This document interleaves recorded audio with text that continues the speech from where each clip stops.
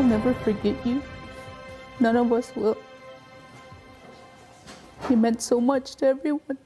An Ontario man shot and killed in Miami. Tonight, a mother shares her heartache, how a trip to a football game ended in murder.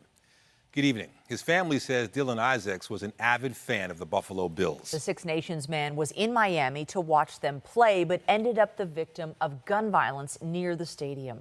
CTV's Allison Hurst joins us live with the story. Allison. Dylan Isaacs went to the game with friends and watched his favorite team win, but it was after the game when his mother got the call no parent ever wants to receive. Dylan Isaacs' mother clutches her sister, surrounded by family and friends grieving the loss of her son. We'll never forget you. None of us will. You meant so much to everyone. Isaacs went to the Sunday night Dolphins-Bills game in Miami with friends and ran into cousins at the game. I didn't even know he was going. And then he had posted the picture of him and his cousins, and they went out. And that's when I FaceTimed him. That was the last time she spoke to him. After the game, Isaacs was shot and killed. His friend Dylan called me. He said, "Sue, Dylan got shot." And I said, "No." He said, "He's dead, Sue." It happened Sunday, shortly before midnight, about a block from the Hard Rock Stadium. Isaac's mother says he was bumped by a vehicle backing up, and when he started after it, the driver allegedly got out of the car and shot him. I heard the shots. You heard boom, boom, boom, boom. The driver fled the scene. Miami Gardens police is looking for the suspect, and a $5,000 reward is available for a tip that leads to an arrest. Witnesses say first responders performed CER, but Isaacs was pronounced dead on scene. All I could do was just talk to him. I felt sorry for him being on the ground. His family says he was an avid basketball player and Bills fan. He was a big sports fan, basketball, soccer, football. He had sports on the TV all the time. As a child, he played football. But most of all, they say he loved making them laugh. We're all gonna miss him. He was a big guy, big personality. He meant a lot to our family. A statement says in part, Dylan, a Six Nations Grand River employee since 2021, dedicated his career to helping his community as an archaeological community monitor. Nobody's gonna catch him! At the game, a flag of the Iroquois Confederacy can be seen hanging from the stands. Our Haudenosaunee Confederacy flag. You was holding that there? They had put it up there, my cousins, and she brought this up to me. They had such a good time out there with Mom. A good memory that came to a tragic end. The family wants justice and hopes the suspect is caught or turns themselves in. Isaac's body is still in Miami, but a GoFundMe has been created to help the family with costs. Reporting live, I'm Allison Hurst. Michelle, back to you. Thank you, Allison. Now to gun violence closer to home that claimed the life of a young woman police say was an innocent victim. Raneilia Richards was fatally shot in front of a Mississauga nightclub early in the morning on December 31st. She was just 19 years old, set to start college this week. CTV's John Musselman joins us live as detectives updated their investigation today. John. Well, Nathan, this young woman died just outside the club behind me. Police say, as you mentioned, she was an innocent victim, wrong place at the wrong time when this happened. Police say 19-year-old Raneilia Richards was a talented athlete who was preparing to start college soon. She was looking forward to a career in travel and aviation. But her life was cut short after a deadly shooting outside a Mississauga nightclub on December the 31st. An innocent victim, investigators say, who was just waiting in line outside the club with her sister and her boyfriend when the gunshots rang out. What she deserves is to be remembered for the bright and exuberant young woman she was in life, and not for the tragic circumstances surrounding her death, which was simply being at the wrong place at the wrong time. The shooting took place around 1:30 a.m. at Jungle Event Space that's located on Eglinton and Dixie Roads. When officers arrived on the scene, they found Richard suffering from serious injuries. She died at the scene. Peel homicide detectives say she was not the intended target. The gunshots were fired from inside a car that pulled up to the club. Police are still trying to determine the motive. It was a scheduled event that tickets have been sold to or sold for. There were approximately 100 people around the side of the premise and the front of the premise, and within the premise itself there were several hundred. Police say they are in constant communication with the victim's family, who are devastated by her death. Police are looking to identify an older model gray SUV seen leaving the scene. 1325 Eglinton Avenue West has had a history of incidents. Before it was Jungle Event Space, the building was home to an establishment called Her Nightclub. For very similar reasons, where there were increased incidents of violence that plagued not only the premise but the local area, we worked very hard with the City of Mississauga and our stakeholders to get the premise shut down. Months later has reopened as the current premise. In the wake of Richards' death, the owners have voluntarily made the decision to close the club. At this point, police have not identified any suspects in connection with Richards' murder. And detectives tell me the family has asked for privacy as they deal with this devastating loss. Anyone with information about this case is asked to call Peel Regional Police. Reporting live, I'm John Musselman. I'll send it back inside to you. Thank you, John. Also tonight, all the speeders captured on automated speed cameras are bogging down the courts. So much so the city wants to change the fine system as it aims to pave the way for even more cameras. But first, a story impacting anyone who had to go outside today. The GTA in southern Ontario hit with a big blast of wintry weather, prompting travel advisories and warnings. And here's a live look outside tonight. The snow turning to rain, freezing in some areas. Overall, a sloppy, windy, and very wet day. Jessica Smith is out in the elements in downtown Toronto with a live look at the current conditions. As we speak, Jessica, my kids' snow gear is in the dryer. They got drenched on the way home from school. Yes. And the wind gusts right now, Michelle, they're close to 60 kilometers an hour. I'm holding on to my umbrella with all of my strength currently because the wind, in addition to the rain right now, is causing the biggest issue. We saw this transition take place pretty early on this morning from that snow to the wet rain, now to just straight up rain outside. And we're still looking at a rainfall warning impacting a good portion of southern Ontario. So although this isn't a massive snow event, it doesn't mean you can take it any lighter because the rain is still having a significant impact on travel for people who are commuting through transit on the roads or whether you're walking somewhere this evening. Now, the good news is, and I guess there's a little good news with this, it's relatively mild. We're still looking at those watches and warnings blanketing a good portion of southern Ontario, and this carries us through a good portion of our evening. Some of those expected to drop into the night. Now, we are looking at this impacting us for the rest of our evening, so keep that in mind as you commute your way home this evening or into the day tomorrow. This is still going to be a bit of an issue. Those gusts are still very, very strong. I can attest to that quite literally from standing outside, and it is breezier down towards the lakeshore where I'm standing right now. As we head through the rest of our evening, we are going to dip down a little bit, but overall still staying above seasonal as we head through our Tuesday night. As we head in towards the rest of our evening, there's still the likelihood we could see a little bit of mixing out there, but this is a rain event through and through as we get ready to step into the day tomorrow, watching for a bit of a transition to take place, but there's more snow on the way. Those details coming up. I'll send things back inside. All right, thank you, Jessica. We knew it was coming, the first significant snowstorm of the year. It first hit this morning, transforming, as we said, throughout the day, weeks after it first arrived. Winter showing what it's made of today. Our Rahim Ladani has been monitoring this weather all day, and he joins us live with the details. You hanging on to that umbrella too, Rahim?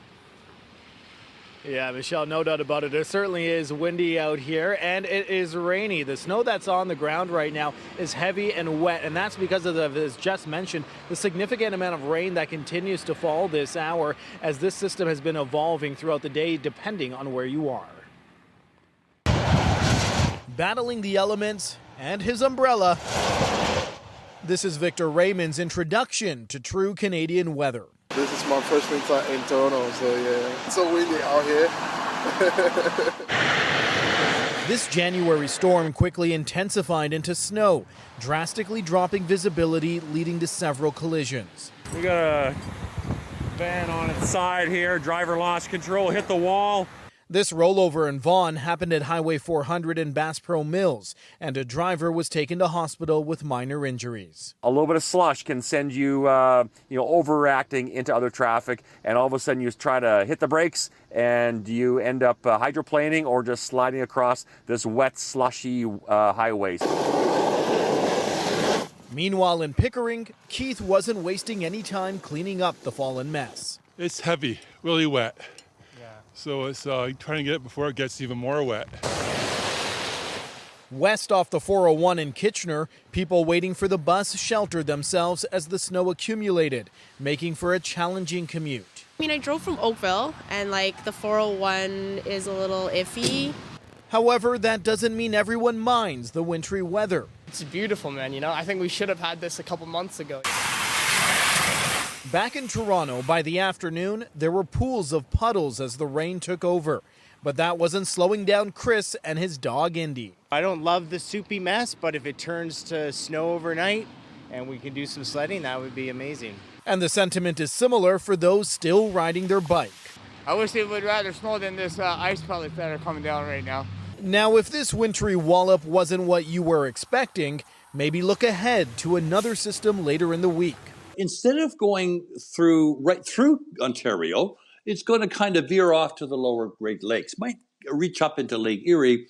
So essentially, the cool air will be occupying the land of Ontario, and so then, therefore, we're just going to see the snow, which some feel is long overdue, well into January. Now, there have not been any widespread reported outages caused by either the wind, rain, or snow, but Hydro One does say that it has crews and assessors ready if needed. Reporting live, I'm Raheem Ladani. I'll send it back to you both in studio. All right. Thank you, Raheem. Cleanup crews were busy right across the region today. Just take a look at this time-lapse video shared by Pearson Airport. It shows just how much goes into clearing the runways to keep planes moving. Airport officials say they have 120 specialized machines to remove the snow and a team of 270 staff dedicated to ensure safe travel.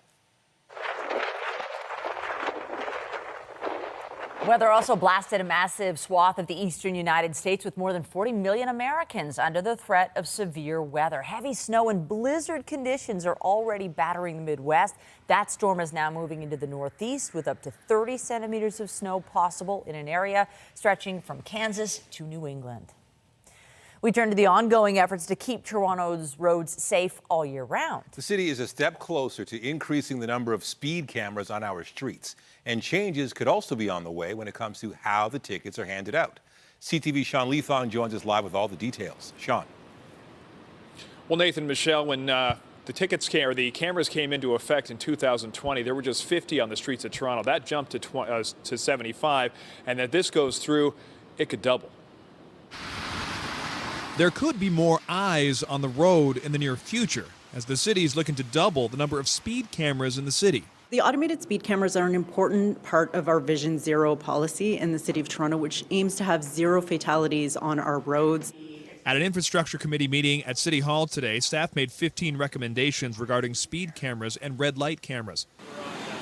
First, the city's aiming to download fines from Provincial Offences Court to have speed and red light camera tickets hand out like an administrative penalty similar to a parking ticket. If that passes, council would then look to double the number of speed cameras from 75 to 150 by 2026. We know that the speed cameras are working. The data that is being shared by Hospital for Sick Kids shows that, and this is a great program that's protecting our most vulnerable road users. Currently, many speed cameras are set up in school zones where they are warmly received. I think it's a good thing, right? Speed camera is always a good thing, right? So where you don't need to speed, you don't need to speed, right? So you need to control that. Maybe it will help them to realize that speed skill. The cost to run the program last year was just over $16 million. That would jump to just under $50 million by 2026. Speed and red light cameras have been a revenue generator, netting over $52 million in 2023 and an estimated $71 million by 2026 if the program is expanded. That's going to be hard on people, but then our mayor is crying for money because for so many things that people need. I mean, hopefully that money goes to good places. The plan to expand will be presented to council in February. So once it's presented to council, it'll obviously take some time to take effect. It could roll out as soon as November of this year, and then the cameras would come later. Reporting live, I'm Sean Nithong. Michelle, I'll send it back to you. Thanks, Sean. Then still ahead, a terrifying incident on an Alaska airline flight prompting the inspections of all Boeing 737 MAX 9 planes and raising concerns about other aircraft. Toronto police have issued a warning about an arrest in a sexual assault investigation. We want to warn you the details are disturbing. As CTV's Janice Golding reports, police are concerned there may be other victims. Over the course of 5 days, police allege a teen was confined in an apartment here in the George and Dundas Streets area and sexually assaulted. It's sickening. I don't know what else to say. That's sickening. We shouldn't have to fear walking down the street of who's going to sexual assault us. That's terrible. I hope that never happens. I don't want to hear about that. It's not good. The suspect in this case, 39-year-old Mohammed El Kurdi, who was arrested this morning at an undisclosed location. The teen, meanwhile, was located in an apartment unit on Sunday following a phone call to police. The victim has been taken for medical treatment. And while the 16-year-old recovers from the ordeal, which police say spanned from January 3rd to January 7th, investigators say they're worried there may be other victims. Through investigative measures that we believe Mr. El Kurdi is responsible for potentially more sex assaults. We are issuing an appeal for any potential victims to please come forward and speak with police. While saying they recognize it is difficult to speak out, police say they have resources available to help survivors of sex abuse or human trafficking move on with their lives. I just want to make sure people feel comfortable enough to tell their story. And telling their story would also help other people. Yeah, you have to speak up. El Kurdi has been charged with 6 offenses, including sexual assault and forcible confinement. The investigation continues. Janice Golding, CTV News. The Toronto Zoo is investigating the potential impact on guests after a cyber attack. The attack was first detected Friday and has been reported to police and the city's chief information security officer. Cybersecurity experts are helping to resolve the situation. The zoo says it currently does not store credit card information and animal care systems have not been affected. There are calls tonight for the province to make a major detour in plans to ease highway traffic in the GTA. It's part of a campaign to divert trucks onto the 407 and stop the construction of a new highway altogether. CTV's Queen's Park Bureau Chief Siobhan Morris reports. It's a promise so important to progressive Conservatives, the Premier launched his re-election campaign with it in 2022. Once this gets built, once we build Highway 413... A proposed 60-kilometer highway through Peel, Halton and York regions. The government says it's vital. Opponents, though... The 413 is an unnecessary highway. Advocacy group Environmental Defense has launched a social media and radio campaign to poke holes in the plan and offer an alternative. Travel times are long and something needs to change. But Premier Ford's Highway 413 won't help drivers stuck in traffic. Instead, the group wants to divert trucks from Highway 401 to the tolled 407 by using taxpayer cash to cover those trips. The main reason that trucks don't use the 407 is because it costs them more money. So if the government paid that tab instead, it would cost $4 billion over 30 years. Instead of the estimated $10 billion or more to build Highway 413. The Green Party leader is on board with covering truckers' tolls. He floated a similar plan in the last election. It makes absolutely no sense to spend over $10 billion on a highway that's only going to save people 30 to 60 seconds when we have a highway that's already built, that's underutilized. So there's room to push trucks onto the toll highway. It would get between 10,000 and 20,000 trucks off the 401, which is going to make, the 401 better for everybody else. It saves truckers 80 minutes on that drive. And advocates argue wipes out a need for environmental damage. Highway 413 would pave over 2,000 acres of prime farmland, 400 acres of the Greenbelt, destroy 85 waterways. The idea of covering tolls is a non-starter for the government. A spokesperson for the Minister of Transportation says they need to add capacity. If they don't, the 407 itself will be at or over capacity in less than a decade. At Queen's Park, Siobhan Morris, CTV News. In the Middle East, Israel says strikes in southern Lebanon killed at least 4 members of Hezbollah. The Israeli military says it has attacked infrastructure belonging to the militant group. The two sides have stepped up their exchanges following a strike in Beirut last week that killed the deputy leader of Hamas.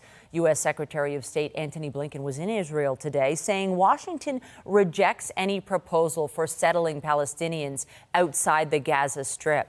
He also insisted Israel must do more to lessen the war's toll on civilians. The application process is now open for Canadians seeking to bring extended family members here from the Gaza Strip. The federal government is issuing 1,000 temporary visas. Parents, grandparents, and adult children and grandchildren, siblings and spouses are among those eligible if their families support them financially. Until now, the program only applied to immediate family members. Questions surround Canada's donation of an air defense system to Ukraine. Ottawa said it would buy the $406 million surface-to-air missile system from the U.S. a year ago. The Canadian Defense Department says the Americans were paid in March, but the system has not been delivered to Ukraine, and it's unclear when that will happen. The U.S. has signed a contract with a company to get the system built, but another company that's also involved says it does not have a contract with either Canada or the U.S. In Ecuador, masked men stormed onto the set at a television station today during a live broadcast. The men had guns and what looked like dynamite. Some of the intruders were later seen leaving a soundstage with some staff, but police later said all of the men were arrested. The incident comes amid the kidnappings of at least 7 officers and a series of explosions. They happened a day after the president declared a state of emergency following the apparent escape of a powerful gang leader from prison. Canadian astronaut Jeremy Hansen will have to wait another year for his first voyage into space. The Artemis 2 mission is being delayed. Hansen and 3 other astronauts were scheduled to fly around the moon in November of this year, but that has now been pushed back to September of 2025. NASA says it's due to a number of technical issues and to allow more preparation time. A subsequent mission to land astronauts on the lunar surface has been delayed until at least September 2026. Meanwhile, a lander that was supposed to serve as a scout for the astronauts has no chance of landing on the moon. That's because the rover sprung a fuel leak yesterday during the first few hours of its journey, but there was 40 hours of fuel left that will allow it to operate as a spacecraft. Engineers are receiving data and are determining what the new mission in orbit will be. A Houston company will try its own lander next month. To the latest now on the investigation into that door plug blowout aboard an Alaska Airlines flight. A second airline is now reporting loose hardware on the door plugs on its planes. CTV's Kevin Gallagher reports. U.S. investigators now aren't sure if the door plug on the Alaska Airlines plane was even bolted in when it blew off the Boeing 737 MAX 9 at 16,000 feet on Friday. We don't know if the bolts were loose. We don't know if bolts were in there fractured, or possibly the bolts weren't there at all. After inspections, Alaska Airlines found loose hardware on some of its other MAX 9 jets, and United Airlines discovered loose bolts on some of the door plugs in its fleet. 171 Boeing 737 MAX 9s are grounded by U.S. authorities in the wake of the Alaska Airlines scare. The pressure change was so strong, passengers' cell phones and tray tables were sucked out. Even a teenager's T-shirt was ripped off. His seatbelt had saved his life, because that's why he didn't have a shirt on, was the suction had just torn it off. The door plug was missing for 2 days until a Portland area physics teacher found it intact. One of the reasons for that probably is that it came through a tree as it landed in my yard, which would have slowed it down more gradually, like an airbag does. In a statement, Boeing says they are committed to ensuring every Boeing airplane meets design specifications and the highest safety and quality standards. I'm surprised that if there was a pressurization leak around that door, there's no complaints from the passengers or from the cabin crew saying that we're hearing a weird noise in the cabin.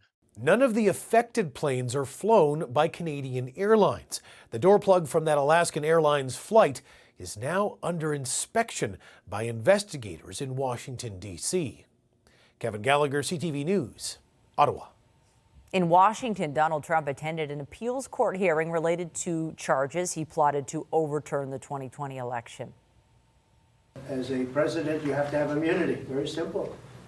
And if you don't, as an example, if this case were lost on immunity and I did nothing wrong, absolutely nothing wrong, I'm working for the country. The former U.S. president is appealing a lower court ruling that said he is not immune from prosecution. But today, the three-judge panel questioned whether they had jurisdiction to consider the appeal at this point in the case. European scientists say 2023 was the hottest year on record by a substantial margin.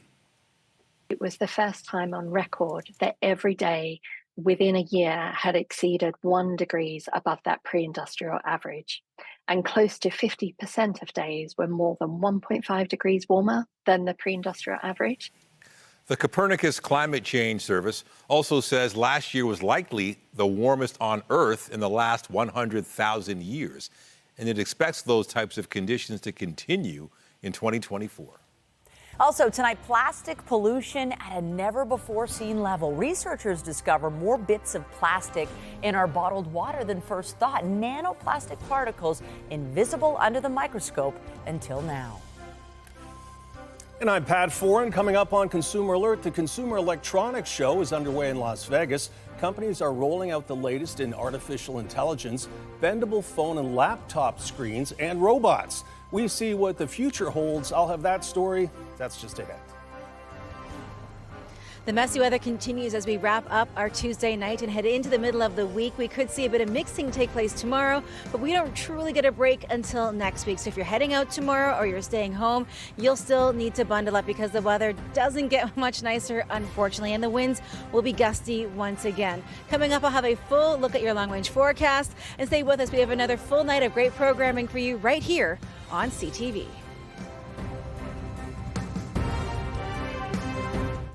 The Consumer Electronics Show is underway in Las Vegas this week as companies showcase the latest in high-tech items for the consumer market. Artificial intelligence continues to make an impact, and many screens we use are getting bigger, thinner, and stronger.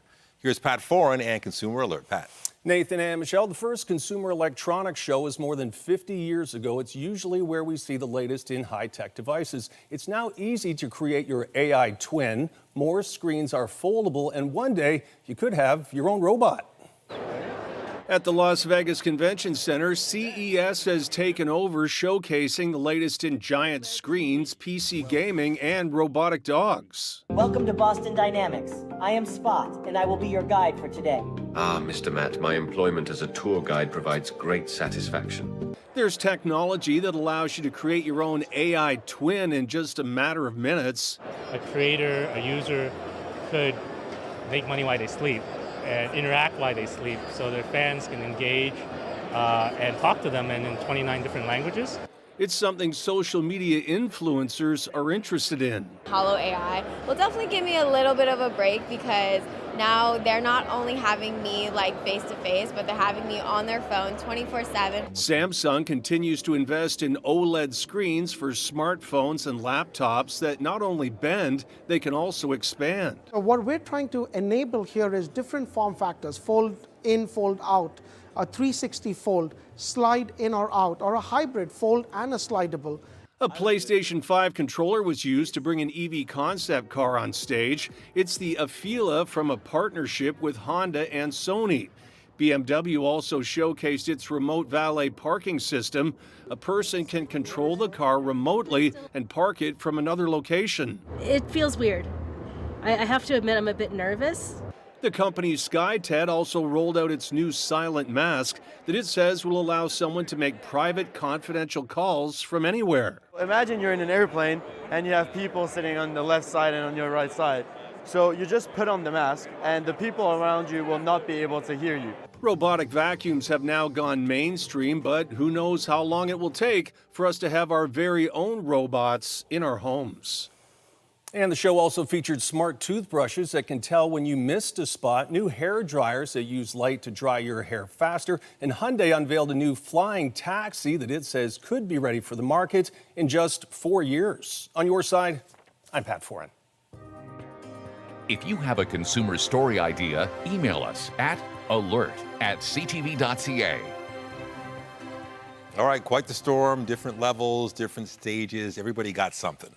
If you're in the north, you'll be shoveling. But if you don't like shoveling and you live in Toronto and, you know, the GTA, there's not much. It's all been washed away. Let's get to Jessica Smith live for us this hour outside. How are the conditions?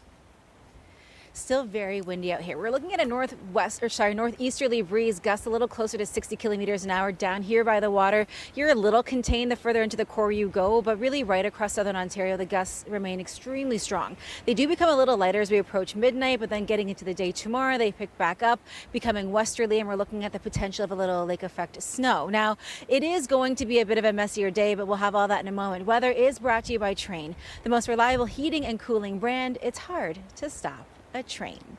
Now, we saw the transition take place right before our eyes today. We saw that snow just after that morning commute, then we saw the mixing take place and then the rain, but throughout it has been consistent with the wind. Those gusts have been strong and they continue as we head into that kind of early commute for this evening. So just take your time out there on the roads. The ponding and pooling has been intense. As we head into the overnight, we're going to see things transition a little bit, but overall temperature-wise not too bad. We're going to see it at about 1 as we head into the day tomorrow. So watching for the chance of some scattered mixing taking place throughout the day, but that wind chill a little bit stronger.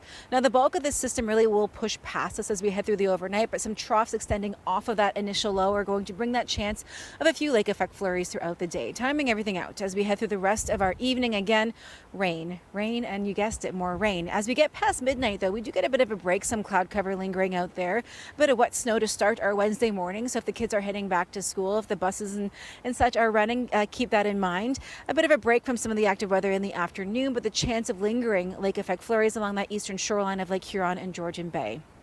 As we make our way in towards the next few days, we are not done with the chance of active weather just yet. Likely light in nature as we head into the day tomorrow, kind of scattered.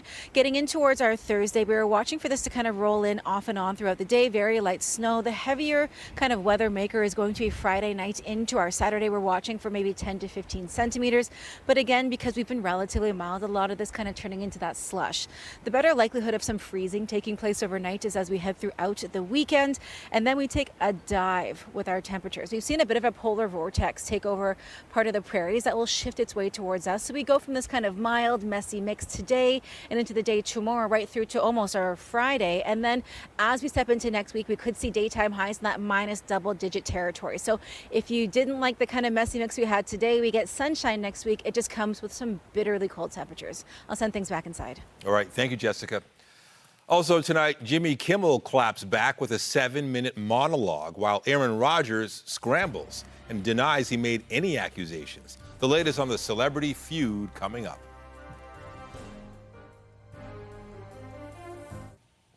What's in the water you drink? A new study out of the U.S. is raising concerns about the tiniest particles of plastic found in our bottled water. As CTV Health reporter Pauline Chan tells us, researchers found a dramatically higher number than expected. The study out of Columbia University looked at 3 popular brands of bottled water, but did not name them. Instead of the 300 particles of plastic they expected to find per liter, they found between 110,000 and 370,000 bits of plastic. And while earlier studies have looked at microplastics, particles that measure 5 millimeters down to 1 micrometer, newer technology allowed them to find nanoparticles of plastic measured in billionths of a meter. York University professor Satinder Kaur Brar says that's troubling for a number of reasons. Number one is because it's so widely used. There starts the context, okay? And if you want to get into more scientific technicalities, yes, the type of plastic as well. Plastics that small have the ability to get into living tissue. Some have been deemed to be toxic, others just haven't been studied enough, and they may not get flushed from the body. We have had literature on animals. Like in the Antarctic, they were doing some studies and they have seen the accumulation of some of these microplastics. But I myself, as a scientist, I would want more data in terms of the toxicology study. The Columbia study suggests drinking tap water or using stainless steel instead of plastic water bottles. But Brar points out nanoplastics get into our water other ways too. Cosmetics, clothing fibers, even the filtration membranes used to clean our water are often plastic. I don't think there needs to be any concern or fear at this point of time, but it would be good for us to use, stainless steel bottles or reusable bottles. It's not only from plastic ingestion point of view, it is also more from waste creation point of view. Pauline Chan, CTV News. COVID-19 outbreaks have been rising in long-term care homes in Ontario. Infectious disease specialist Dr. Isaac Bogosh is advising people take precautions to stop the spread. There's a lot of COVID out there, and we have to do a better job in terms of reducing the risk of introducing COVID into those settings, and of course, reducing the risk of spread of COVID if it is introduced into those settings.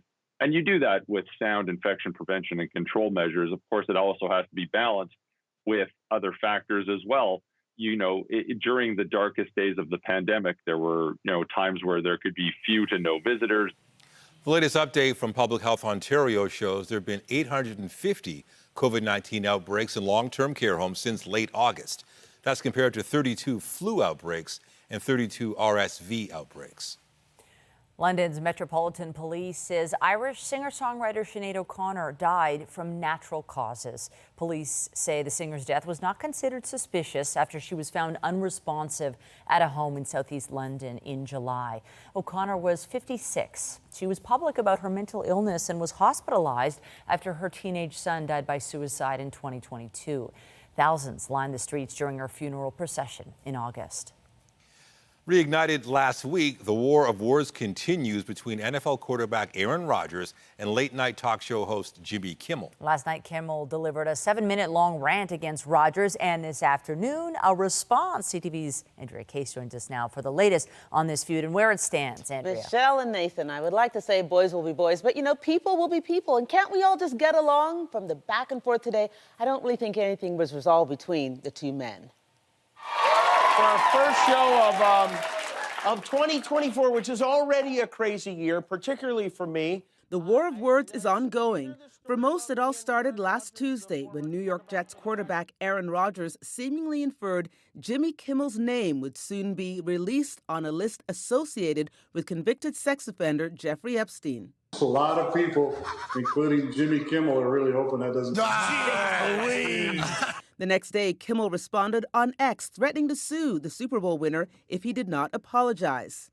Back on the air last night after the holiday break, the host of Jimmy Kimmel Live said a whole lot more. Aaron got 2 A's on his report card. They were both in the word Aaron. In fact, 7 minutes of his opening monologue were dedicated to roasting Rodgers. Aaron Rodgers is too arrogant to know how ignorant he is. They let him host Jeopardy for 2 weeks. Now he knows everything. Rodgers returned to his regular Tuesday appearance on the Pat McAfee Sports Podcast, saying he never called Kimmel a pedophile. I totally understand how serious an allegation of pedophilia would be. So for him to be upset about that, I get it. I think it's impressive that a man who went to Arizona State and has 10 joke writers can read off a prompter. So I wish him the best. Again, I don't give a what he says about me. Rodgers said today in his defense he predicted a year and a half ago a list would be coming out connecting people to Epstein. Now that a document has been released, he feels vindicated, but still believes another list is forthcoming. The truth still matters. And when I do get something wrong, which happens on rare occasions, you know what I do? I apologize for it, which is what Aaron Rodgers should do, which is what a decent person would do, but I bet he won't. If he does, you know what I'll do? I'll accept his apology and move on. But he probably won't do that. Somehow I don't think this is over. Now, if there's a winner in all of this, I think it's Pat McAfee and his sports podcast. When Rodgers appeared this afternoon, ratings were up. They were up again last week. So maybe ESPN is the winner after all. Reporting for CTV News, I'm Andrea Case. The Stars Tonight is brought to you by Lastman's Bad Boy, court-approved liquidation sale. After the break, office space and lots of it. Canada's downtown office vacancy rate hits a record high. Why the increase? Just ahead. On the next CP24 Breakfast. It's Wellness Wednesday on the show, and Dr. Alan Grill will have some sound advice to safeguard your health this year. CP24 Breakfast up first at 5:30. We'll never forget you. None of us will. Updating our top stories, a 30-year-old man from Brantford has died after being shot in Miami over the weekend. Dylan Isaacs was shot Sunday after attending a Miami Dolphins-Buffalo Bills game. Miami Gardens police says no arrests have been made in the case so far. What she deserves is to be remembered for the bright and exuberant young woman she was in life, and not for the tragic circumstances surrounding her death. Police have identified a young woman who was fatally shot outside a Mississauga nightclub on New Year's Eve. Police say Raneilia Richards was an innocent bystander who was standing outside the club with her sister and boyfriend when she was shot. Police have yet to identify a suspect. The automated speed cameras are an important part of our Vision Zero policy in the City of Toronto, which aims to have zero fatalities on our roads. The city is looking to double the number of speed cameras on Toronto's streets. The Infrastructure Committee heard 15 recommendations from staff today about increasing the number of speed and red light cameras. Remember to keep up to date day and night through our website, ctvnewstoronto.ca, and by downloading the CTV News app. The heads of Canada's big banks were in the spotlight today at the Canadian Bank CEO Conference. They talked business, but they also talked about something that is top of mind for many Canadians right now: how soon interest rates could start coming down. BNN Bloomberg's Jacqueline Hansen reports. The Bank of Canada isn't ready to start talking about cutting interest rates just yet, but it's still the talk of Bay Street and beyond, including at today's conference of Canadian bank CEOs. The head of the Bank of Montreal said he expects the first cut to come in June. By the end of this year, he expects the central bank's benchmark rate to be 1 percentage point lower than it is now. And he suggests that if people expect borrowing costs to get cheaper, they'll put off big purchases until then. So he's cautious about the Canadian economy this year, but he's more optimistic about 2025. The head of Canada's biggest bank, RBC, expects rates to drop by 2 percentage points by the end of next year.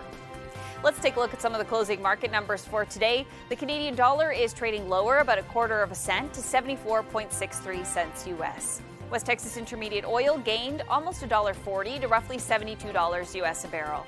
As for stock markets, the TSX declined 103 points to end the day at 20,970.98. That is the latest in business. I'm Jacqueline Hansen of BNN Bloomberg. Ontario communities saw some of the biggest drops in home prices across the country last year, according to a new study. A price analysis by Zoocasa compared data from 21 major markets to see where prices fell from June when they hit their peak nationwide. The biggest decline was in Kitchener-Waterloo, where prices tumbled 8.9%. Prices dropped 7.7% in the GTA, with the benchmark down to just over $1 million. Prices also fell more than 7% in London, St. Thomas, Hamilton, and Burlington. Office real estate continues to suffer as the work-from-home trend keeps going strong post-pandemic. Canada's national downtown office vacancy rate hit a record high of 19.4% in the final quarter of 2023. Commercial Real Estate Services' latest results show Toronto's downtown office vacancy rate rose to 17.4% in the fourth quarter, up from 15.8% in Q3. The increase was largely due to a jump in new supply. The Toronto Maple Leafs wrap up a home-and-home set against San Jose tonight. Up to Bertuzzi at the Shark line. Great pass. Nylander scores! William Nylander! Toronto beat the Sharks 4-1 in California on Saturday night. They welcome San Jose to Scotiabank Arena tonight. The Leafs are looking for their 4th straight win. A magnet within him. He brings so many white shirts to him. Schroeder, the three, good! Oh, he was ready, aim, fire! The Raptors are still out west. Toronto beat the Warriors on Sunday and will tip off against the Lakers tonight. LA ended a 4-game losing streak Sunday with a win over the Clippers. And the Raptors will be without Jakob Poeltl tonight. The center is sidelined indefinitely with a left ankle sprain. The injury happened in the third quarter of Sunday's game against Golden State. Poeltl will be reevaluated in 2 weeks.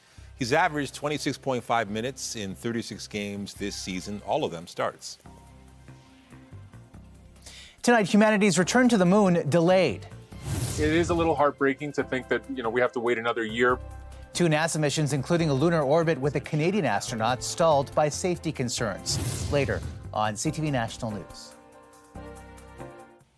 A massive crowd filled the streets of Manila today for one of Asia's biggest religious events. More than 2 million Catholics were estimated to have taken part in a procession for the Black Nazarene. The statue of Jesus was paraded through downtown streets, encased in glass for the first time to protect it from being damaged. It's believed to have been brought from Mexico in 1606 by Spanish missionaries. The ship that carried it caught fire, but the statue survived. And many devotees believe its endurance through the centuries is a testament to its healing powers. Back here at home, a storm system came in this morning. It's still churning over our region. Let's get to Jessica Smith for what's happening this hour. Jessica.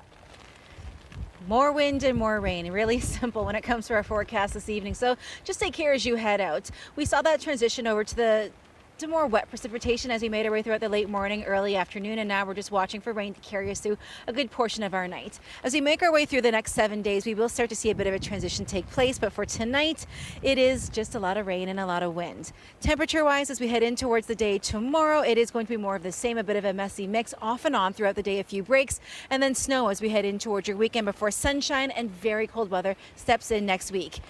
And just a reminder, tonight's Lotto Max jackpot is an estimated $50 million plus 2 max millions. So if you win, you can escape the messy weather maybe and just avoid it altogether. But regardless, a reminder for everyone to always drive according to the road and weather conditions anytime there's bad weather. I'll send things back inside. Good reminder. Thank you, Jess.